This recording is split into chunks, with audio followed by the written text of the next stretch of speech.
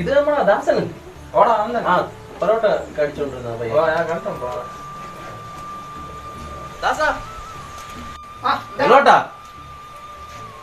എന്ത് പറയാനളിയാ, കുറെ നാളായാലോടാ കണ്ടിട്ട്. എന്താ പരിപാടി? ജീവിതമൊക്കെ എങ്ങനെ പോകുന്നു? അങ്ങനെയൊക്കെ തട്ടിയും മുട്ടിയും പോകുന്നടാ. നിന്നെ ഇപ്പൊ കാണാനില്ലല്ലോ, എങ്ങോട്ടാ പോകുന്നേ? എന്നാ ഇപ്പം തട്ടുകടയിലെ പൊറോട്ട ഒന്ന് അടിക്കാൻ പോയില്ലേ? എന്ത് പറയാനടേ, ഇപ്പൊ കൊറോണ ഒക്കെ അല്ലേ, തട്ടുകടയിൽ ബിസിനസ് ഒന്നുമില്ല, അങ്ങനെ അടച്ചുപൂട്ടി. പണിയൊന്നുമില്ല, വല്ല പണി കിട്ടുമെന്ന് അന്വേഷിച്ചിറങ്ങിയതാ.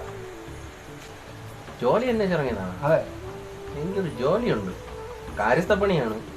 നമ്മുടെ മറ്റേ പീറ്റർ മുതലാളിയില്ലേ? അതെ, അയാളുടെ വീട്ടിലാണ് പണി. നമുക്കൊന്ന് പോയി അന്വേഷിച്ച് നോക്കാം, നിനക്ക് ഇഷ്ടപ്പെടുകയാണെങ്കിൽ നിന്നാ മതി. ശരി. കാര്യസ്ഥ പണിയൊന്നും കുഴപ്പമില്ല, ശമ്പളമൊക്കെ എങ്ങനെയാ? പൈസ കാര്യത്തിൽ കുഴപ്പമൊന്നുമില്ല, പക്ഷെ നോക്കി കണ്ട് നിന്നാ മതി. എന്നാ വാ, നമുക്ക് ദൂരം ഒന്ന് പോവാം. ഇവിടെ നടത്തേണേ, നടന്നു പോയാൽ മതി. എടാ കട ഒന്ന് നോക്കിക്കോളണേ.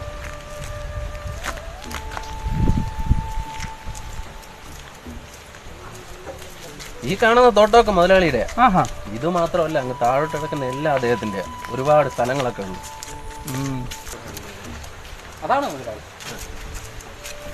മുതലാളി മുതലാളി വാസു, എങ്ങോട്ടാടാ?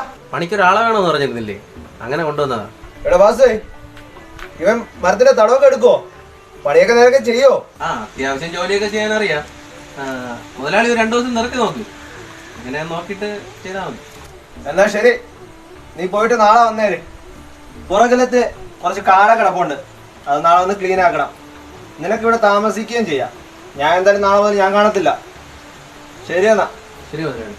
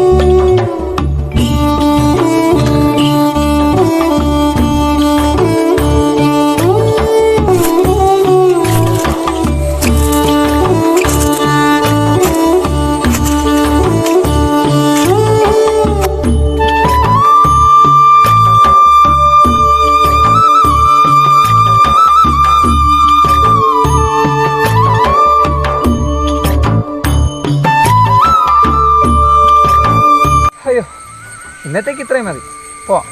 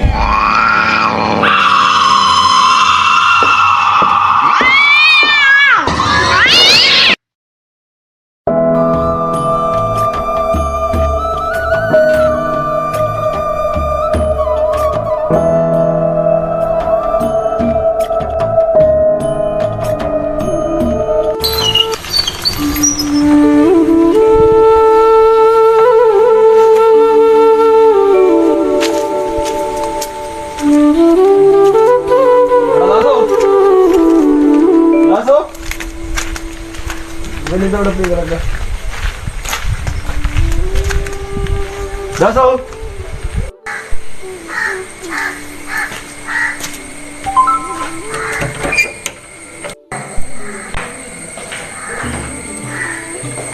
ദാസോ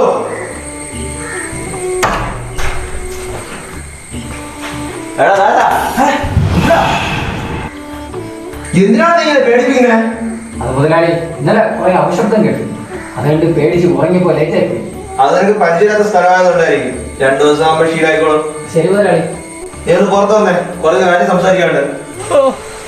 പറ മുതലാളി. ഞാൻ എന്തായാലും ഒരാഴ്ചത്തേക്ക് ഇവിടെ കാണത്തില്ല. മൂന്നാറിൽ എൻ്റെ എസ്റ്റേറ്റ് വരെ ഒന്ന് പോവുക. ശരി മുതലാളി. ഇതെല്ലാം നേരെ ഒന്ന് നോക്കണം. ശരി ശരി എന്നാ. അല്ല നിന്റെ കയ്യിലെന്തായാലും ഉണ്ടോ? ഇല്ല മുതലാളി. ഇത് വെച്ചോ. ശരി മുതലാളി.